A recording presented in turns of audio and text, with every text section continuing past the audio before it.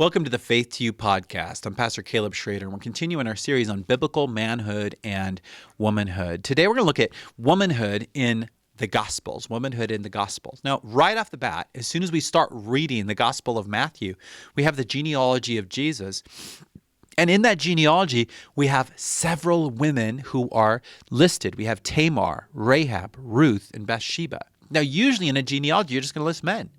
Matthew makes sure right from the opening pages of the New Testament that we know that God values and honors women. He values and honors women, and He's used them to bring about His purposes in the world. And so we see that right on the opening pages of Matthew. And then the story goes on, and who's the central character? Mary. Mary is the servant. She's the one who presents herself to the Lord, and God uses her to bring Jesus into the world. Now, we also see in Jesus' ministry that Jesus' view of women was countercultural. It was revolutionary in this time. There's a couple things I want to point out. 7 things about Jesus' view of women that was countercultural. First thing that was countercultural is Jesus would speak to women in public. That was not done. We see this in the woman at the well in John chapter 4. He's speaking to a woman, and he's speaking to a Samaritan woman nonetheless. And the disciples, remember they say it, they're shocked that Jesus is speaking to a woman. We see also that he ministered to their needs. He ministered to their needs. He saw them as just as valuable for his ministry as men. He would heal them. Think about Peter's mother-in-law. Jesus goes in and he heals her. Think about Luke 13:16. He says, "So ought not this woman, being a daughter of Abraham, whom Satan has bound, think of it, for 18 years, be loosed from this bond on the Sabbath." Jesus says that this woman is valuable. She's do you hear it? Daughter of Abraham. He's letting the Pharisees know, who are upset that he healed a woman on the Sabbath.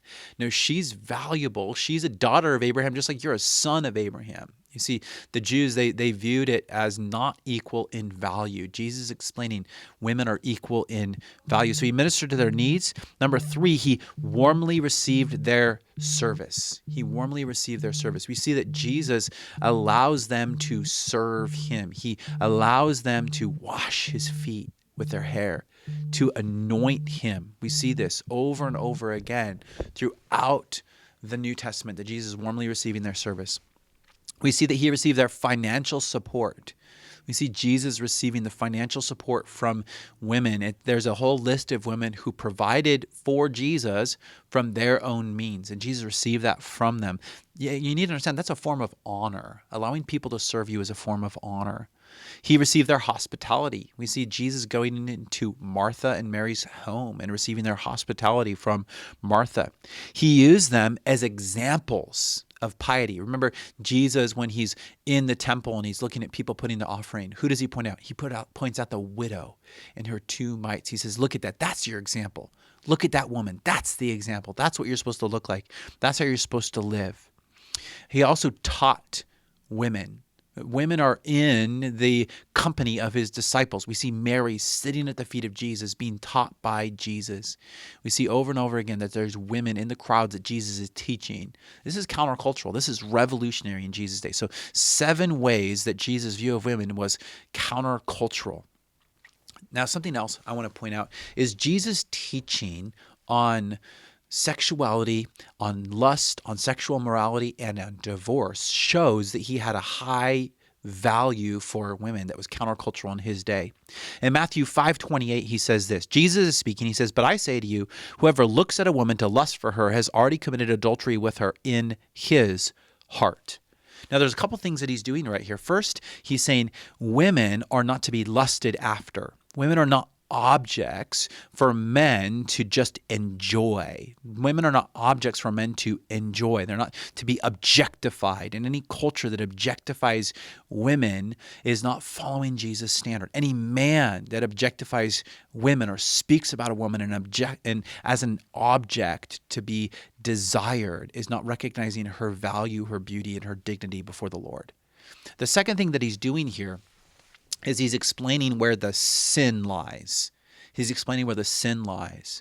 He doesn't say here, a woman who looks at a woman to lust for her, it's her fault. she shouldn't have made that man look at her. That's not what it says.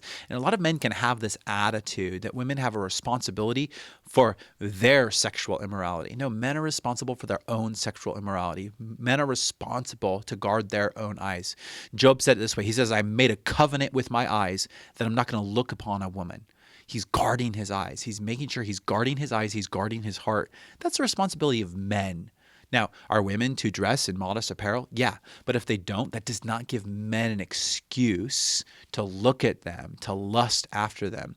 The excuse, this woman made me do it, never works. And men have been trying to use that excuse from the beginning of time. That's not how God has designed it. Also, his teaching on divorce was completely countercultural. In Jesus' day, in the Hebrew culture, a man could divorce his wife for no reason at all. There was no fault divorce. You don't please me, I can get rid of you. Or if she was sexually immoral, he was required to divorce her. He had to put her out. And divorce was very easy. Women could not divorce their husbands. They could not separate from their husband. Only a man could divorce his wife. In Roman culture, a woman actually could divorce her husband. But in Hebrew culture, they couldn't. What does Jesus teach? We see his teaching in Matthew 19:8. He said to them, Moses, because of the hardness of your hearts, permitted you to divorce your wives. But from the beginning, it was not so. And I say to you, whoever divorces his wife, except for sexual immorality, and marries another, commits adultery. And whoever marries her who is divorced commits adultery. His disciples said to him, if such is the case of the man with his wife, it is better not to marry. So Jesus is saying a man can't just divorce his wife. He can't just abandon her.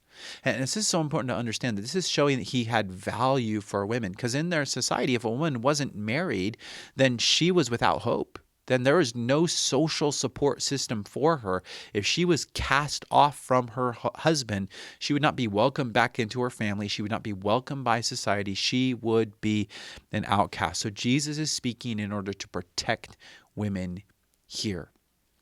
So we see over and over again throughout Jesus' teaching that he has a value for women. He upholds their dignity, their value, and their worth in a completely countercultural way. And sometimes that's lost in translation because we read scripture through the lens of our culture. It's so important to think about how would people in Jesus' of time have heard this. It would have been radical to them. It would have been too focused on women for them. But that's what Jesus did. He showed that they're equal in value, worth, and dignity. They're different in role, but they're equal in value, in worth, and in dignity. Thank you so much for listening today.